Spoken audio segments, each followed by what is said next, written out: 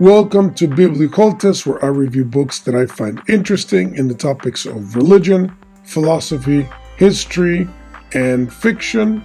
In this particular episode, I'm going to go over a modern-day grimoire called Aurorae by McCaughry. But before I begin, please remember to subscribe to the channel, click the bell for notifications, like the video, share the video, and comment on the video. Like I always say, these kinds of engagements helps the channel out. So if you know someone that loves books like we do, share the video, drop an emoji or any type of comment.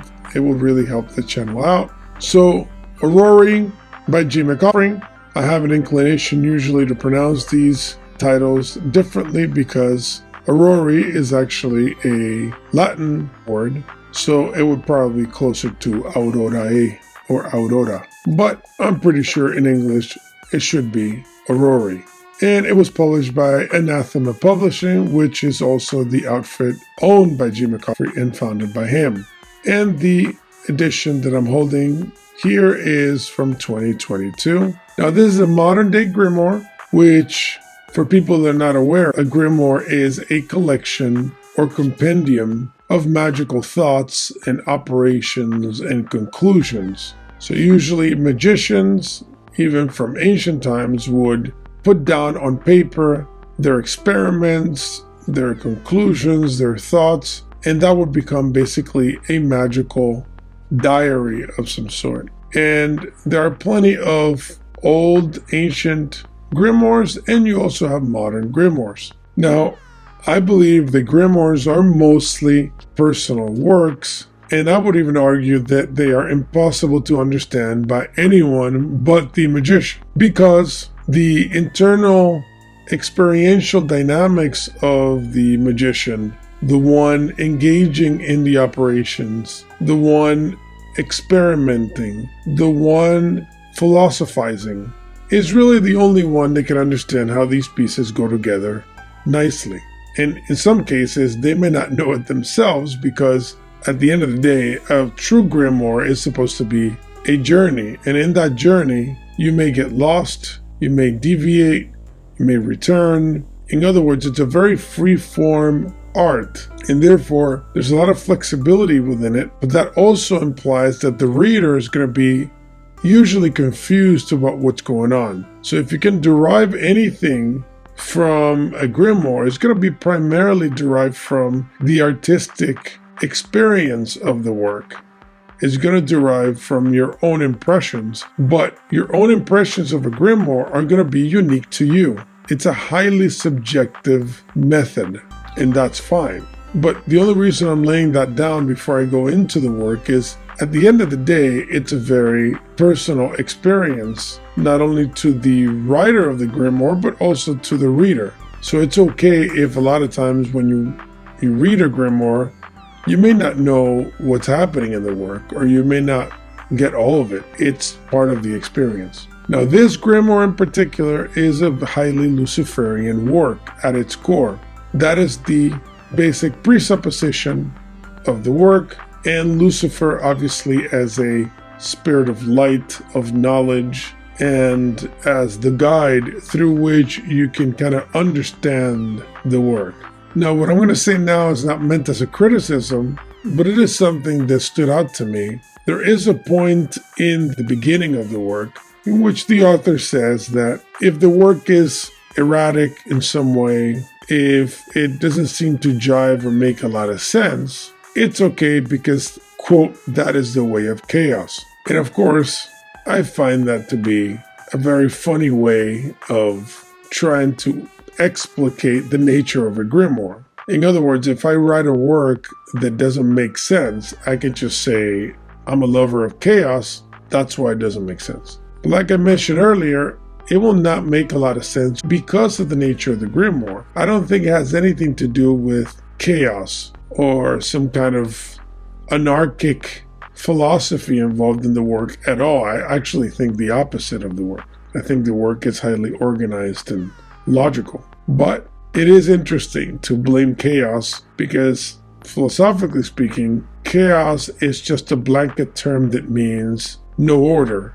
But whether or not chaos actually exists is a different point, a different discussion. And I would argue that this work is actually a great example of how chaos does not exist the moment you use language and you use structure and you publish a book. The book is quintessentially the antithesis of chaos. Now, I'm going to cite a part of the work I think actually exemplifies this point about chaos and order. Quote, "Faceless, without any origin point, and yet thou hast given me a radius. Thou hast given me boundaries and a center. Thou hast given me a certain gamut of expressions. Thou hast given me balance, ratio, and extremes.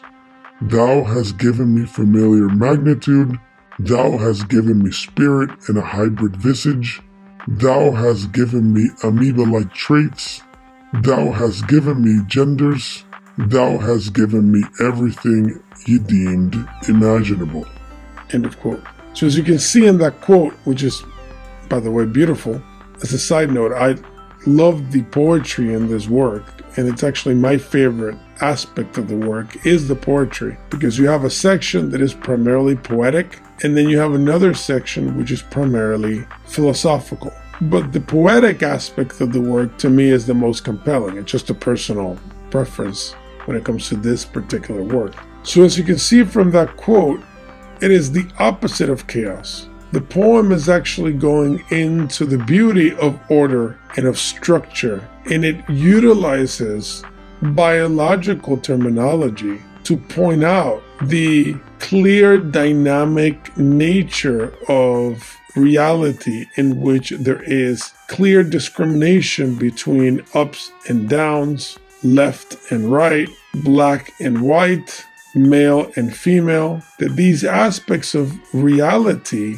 are inherent in the path of exaltation, of spiritual development. So it is not chaos that guides you towards these things, but it's the opposite. But again, like I say, most people utilize the term chaos as a blanket term that when you really go into it, is somewhat meaningless. It's just a term that is utilized to just fit inside of it anything that implies disorder or that implies antinomian conceptions of philosophy. But it's not a clear ontology that stems out of this notion of chaos. At least that has been my experience of years of studying these things. Now, the art in this work is spectacular. The art is by Jose Gabriel Alegría Sabogal, and he is a great artist. So I love his work throughout, and you'll see it in the presentation here. But it is actually spectacular, and it fits wonderfully with the work. So the way that he integrated his art, which has a classic nature to it, meaning he is replicating a bit the classic alchemical works, but he is actually combining it with a modern sense. And so it is actually very cool. And I would say it's also one of my favorite aspects of the work. I would say the poetry and the art to me are prime, and the philosophical dynamics of it is a good complement, so it is good as well. But my favorite would be the poetry and the art for sure. Now, the work does have a Gnostic flavor because it critiques the normative views of God. It mentions the Tetragrammaton, which is the holy name of Yahweh, and obviously associates Yahweh with God, G-O-D, which in itself is a very particular way of doing it. I've discussed this in previous book reviews, and I probably will when I review a Bible, for example. I'll go into this, but he associates normativity with God and the reality it represents, making the argument that there is a matter-spirit duality, and that the normative God conception that you see in the Bible represents a separation of some sort, whereas he's presenting a balanced notion of it. Of course, this balanced notion is not really Gnostic, so I think when he's saying Gnostic, he's using the term Gnostic in a kind of generic, non-normative way, because he's applying it not to a specific movement and a specific theology, but more to the idea of knowledge. But Gnosticism would be the opposite notion of balance, because in my opinion, Gnosticism is not balanced. It's holding the position that the material world is perverse and evil and we are trapped within. I know there are different Gnostic schools, but generally speaking, a Gnostic believes that the material world is perverse and evil, whereas what the author here is presenting is a more nuanced and balanced viewpoint, which I actually appreciate, because I think it's a more intellectually honest way of approaching the topic than just bashing one side and then going to the other extreme. So I appreciate the balanced concept here of that duality. Now, another thing that stood out to me here is the definition of magic, because it posits that magic is about the change of perception of the world around us versus the classic idea of magic, especially men like Anton LaVey, for example, who define it more as the change of the external world in conformation to our will. So that focus is more, there's an interior world and external world, and we are trying to impose the internal world through will, and then imposing that on the external world to make changes in that world. Whereas the way that the author here in this grimoire is presenting it is more of a change of perception of the world. So by the change of perception, then the world seems to change along with us, but it's really an internal dynamic that is being altered. It's not necessarily an imposition of the will to the external world. So by joining these two worlds together, which is a very Eastern concept, he is then kind of departing a little bit from the traditional occultic milieu. And I found that to be very valuable. Now, there's a section where he also goes into the redefinition of doubt and ambivalence, because he's arguing that doubt and ambivalence is not necessarily a sign of weakness or a negative aspect of a person's approach to spirituality, but more a reflection of an informed person who is aware of the fact that there is plenty of variation in information and plenty of possibilities of interpretation. So therefore, the ambivalence of the magician, his doubt, his inability to make a choice, or his inclination to jump through different methods is really more an expression of knowledge and not really a lack of will.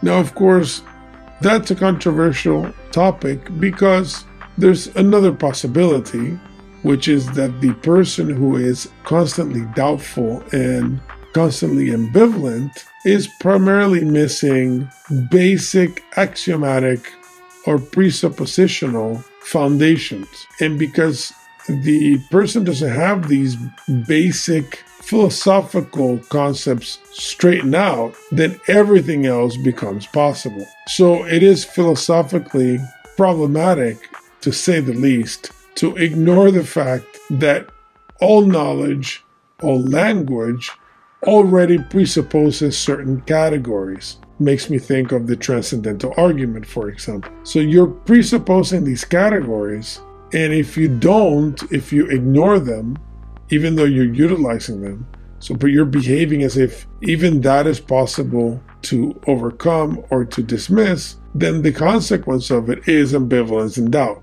Because you could be skeptical, you could be an explorer, and therefore consider all information and move and change, that's fine. But once you categorize everything as possibly illogical or possibly subjective, relative, then the consequence will be a deeper existential threat than just a person who likes to think of possibilities. So I'm not saying that the author is wrong, I'm just saying that that should be something to consider. It's not only knowing information, but there's certain things that are indeed presupposed and axiomatic, and those things should not therefore bring an existential sense of ambivalence and doubt. But it's just a thought. I did enjoy that, actually. When a book posits ideas like this, I usually enjoy it just because it makes me think about them, consider them, and even posit counter arguments And that is what really makes a great book, is that it makes you think in that way. And I think that's what the author wants you to do. And I think he would appreciate it when you actually engage the work like that, instead of just passively consuming the information and moving on. Now, one point I did love, and I'm not going to go into it because I want you folks to read the book. I love that he mentions the myth of the emerald that fell from Lucifer's crown, because that is actually a very interesting legend that I've always liked. I've read many authors in the past that experiment and kind of play a little bit with this idea. I love this notion, and as a matter of fact, the first person I engaged with that discussed this was Aurorae, who wrote a book in which he mentions this idea in his own way. And from that point forward, I've always been very fascinated with this idea. And then I discovered that obviously it stemmed from before, and just the whole rabbit hole involving this notion of the emerald, how matter kind of stems from it, is to me a wonderful world to get into. And I appreciate the fact that he goes into it a little bit in the book, so you can derive a lot of benefit from it for sure. Now, before we finish up, I do want to read another quote, because I think the work has plenty of quotable sections. This quote is about art. Like I mentioned, the work itself is filled with wonderful artwork, but also the work itself is a work of art. Like I said in the beginning, most grimoires are going to fall into that category. Quote, "The ideal of art, to capture the movement of fire, of water, and how both coexist within the transient beauty of the body. It is the ideal of the fountain, substance and movement that holds an invisible form. Both form and the vital impulse are distinct from matter itself. They are the divine in the world. Art, in its exercise and interpretation, should be an instrument for divine intuition, the true knowledge of the self." End of quote. So again, most of these works should be seen as art forms, because that's what they are, and I think they are wonderful art forms because they're very personal, but when they're shared, it creates an effect on the reader that is unique, in particular in itself an art form. Now, before I close, I did want to mention the afterword, which is by Shani Oates, which was wonderful in itself, so please don't skip it, because it is an actual wonderful addition to the work and a great way of closing the work out. So I think it was a great editorial decision. So get the book. I got this edition, which is a paperback. He obviously made this book available in very high-end quality editions. I never got a chance to get to them. The edition doesn't matter as much to me as the content, so just enjoy the content. It is wonderful. If you can get that, higher level edition, great. But the paperback is wonderful as well, and you'll get the knowledge and the beauty of the work nonetheless. So hopefully you enjoyed the review. Please remember to subscribe to the channel, click the bell for notifications, like the video, share the video, and comment on the video. It really helps the channel out, so I appreciate you being with me all this time. See you next time.